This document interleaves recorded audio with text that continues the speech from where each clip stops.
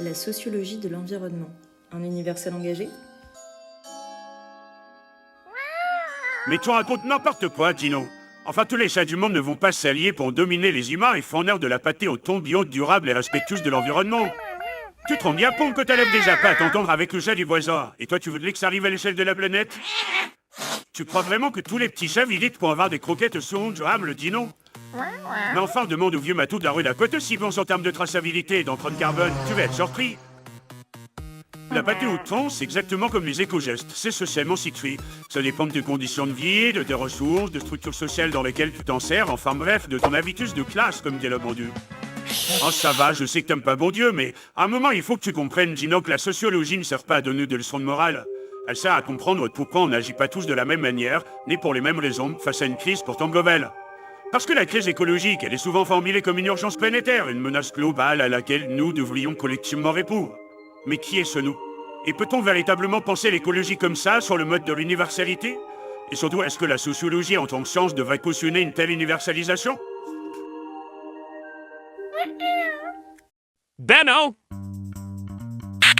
Alors excusez-moi, mais face à l'écologie, on met tous dans le même bateau, hein. Bah ouais, Michel, mais comme te l'as montré justement Malcolm Ferdinand, si on est dans le même bateau, bah c'est un bateau de négrier. Tout savoir certes, mais pas aux mêmes places. Tu comprends bien que suivant qu'on habite dans le centre-ville de Paris ou dans les terres en Martinique, on ne vit pas dans les mêmes sociétés. Les problématiques structurelles ne peuvent pas être les mêmes d'un bout à l'autre du globe. Les gestes dits écologiques, comme manger de la pâtée au thon bio ou limiter son chauffage à 19 degrés l'hiver, ne prennent donc pas du tout les mêmes sens suivant les contextes sociaux. Tu vois bien, et la sociologie ici, elle n'est pas là pour juger, pour dire que les croquettes industrielles, c'est mal, vous me voyez. Mais elle est là pour recontextualiser et comprendre ce qui explique que tous les petits chats ne mangent pas de la pâtée au thon bio. Bah ouais, parce qu'il y a plusieurs stratégies. Manger bio, faire du glanage dans la poubelle du voisin pour ne pas perdre de nourriture, pêcher son propre thon dans l'océan, ou encore ne pas manger de thon, parce qu'on ne peut pas dire que la pêche au thon, Dino, ce soit vraiment très durable. Et puis finalement, toutes ces pratiques, elles vont s'inscrire dans des formes d'engagement écologique qui sont socialement situées, qui dépendent du contexte de vie des individus, et même qui changent d'un bout à l'autre de la planète.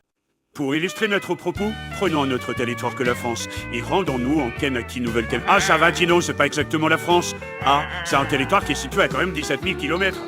Tu vois Dino, après la prise de possession de l'archipel par la France en 1853, il aura quand même fallu attendre 104 ans pour que les Kanaks aient le droit de voter. C'est-à-dire environ 70 ans. C'est-à-dire à peu près l'âge de ton grand-père. Voilà Dino, après les femmes. Et donc sur ce territoire, on trouve différentes formes d'engagement écologique. Et c'est un territoire exceptionnel, Dino, qui est classé au patrimoine mondial de l'UNESCO, et aussi qui détient beaucoup de nickel dans son sol. Donc l'industrie minière s'est fortement développée. Et en réaction à elle, en 1990, naît le comité Rebounou, littéralement les yeux de la Terre. Eh bien ce collectif ne va pas directement s'opposer à la mine en soi, mais bien à la non-consultation des chefferies coutumières et à l'absence de contrôle des populations locales sur des projets industriels polluants. Parce que la mine, c'est quand même un peu ce qu'est dans le privé, Dino, et de nombreux travailleurs kanaks. Donc dans le cas de Rebounou, l'action écologique va venir appuyer un contre-pouvoir kanak qui revendique sa souveraineté sur la Terre et sur les choix politiques qui ont un impact sur elle. Et là, on voit bien, Dino, que les luttes de préservation de l'environnement, donc de la Terre, rejoignent les luttes de réappropriation de la Terre, donc de l'environnement. On peut qualifier cette contestation de structurelle, parce qu'elle ne s'adresse pas aux individus, mais elle prend du doigt des structures inégalitaires qui découlent directement d'une histoire coloniale de spoliation des terres. On ne peut pas qualifier ce discours écologique de moralisateur parce qu'il ne désigne pas les mauvais comportements des individus, mais bien les inégalités environnementales dans lesquelles ils s'imbriquent, et ce, à un endroit précis. Donc ce n'est pas une lutte qui est universelle, mais bien localement située. Tu vois ce que je te disais, Dino? Chacun agit depuis sa position dans la société. L'écologie, c'est un champ social. Comme dirait bon Dieu, c'est quelque chose qui agit comme un champ de force et comme un champ de lutte à la fois, articulé notamment autour de cette question: quelle est la bonne façon de respecter l'environnement? Et là, on l'a dit, nous, il y a plein d'autres façons de répondre.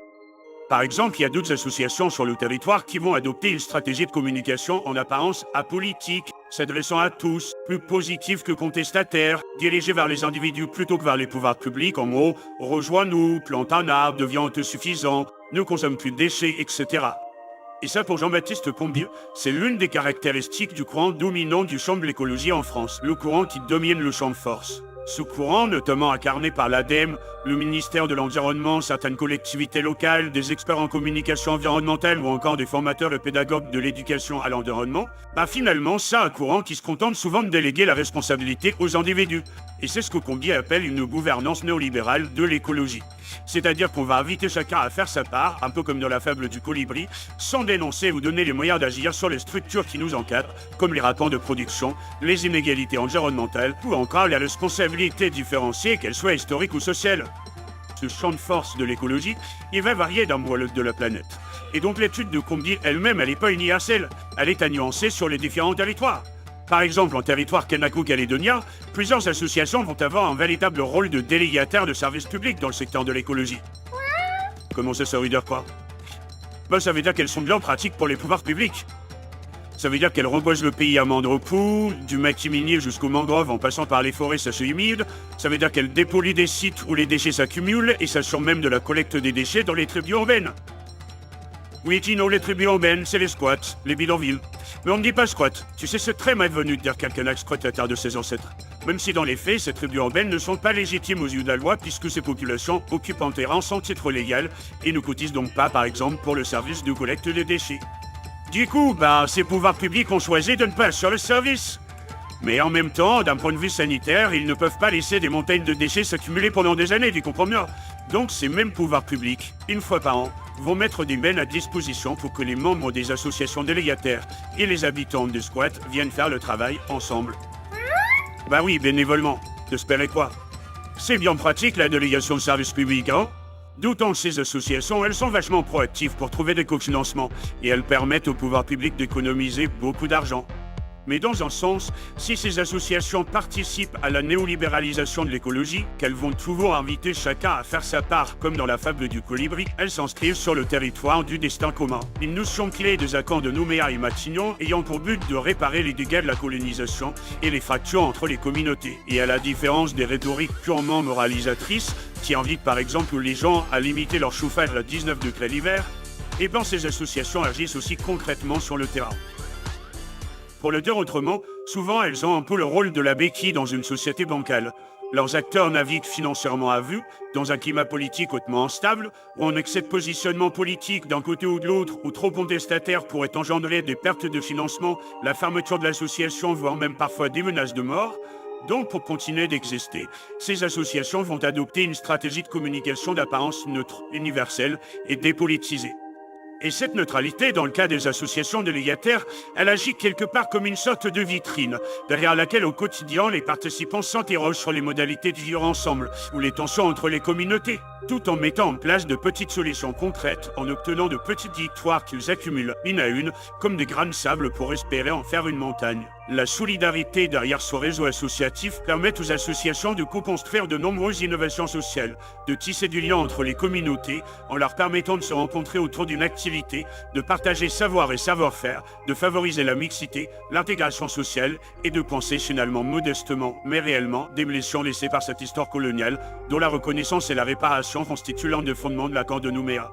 Derrière chacune de leurs actions, il y a une reconstruction discrète du politique, une écologie du quotidien à la fois sociale, multiculturelle, expérimentale, ancrée, bricolée, vulnérable, mais pourtant essentielle. Et ça, finalement, c'est très contextuel. Et c'est pour ça, Gino, que la sociologie de l'environnement doit être autre chose qu'un discours écologique universel et engagé. Parce qu'en donnant un discours universel au sujet d'un truc aussi complexe que l'écologie, on pourrait bien occulter de dimensions structurelles propres à chaque société et à l'histoire façonnant les liens et les rapports de domination entre les différentes générations, communautés, genres. C'est-à-dire finalement le b.a.-ba de la sociologie, dont le principe même est d'étudier la complexité sociale. Pour reprendre Malcolm Ferdinand, je crois qu'il est nécessaire de décaler l'Anthropocène pour en révéler les géographies et les réalités oubliées. Parce que comme l'écrit Benedicte Zituni, face à cette crise écologique, nous n'assistons pas à l'effondrement du monde, mais bien à l'effondrement de mondes au pluriel. I gave you my fire, you gave me the cold. Now I'm out here shaking. Et la tâche de la sociologie, c'est d'en prendre soin de ces mondes, de les décortiquer en art, en veillant à ne pas y imposer une écologie hors sol ou des cadres de pensée qui seraient biaisés par notre propre socialisation. Oui, bon, ça va, j'ai compris, je la ferme, je te donne de la pâtée.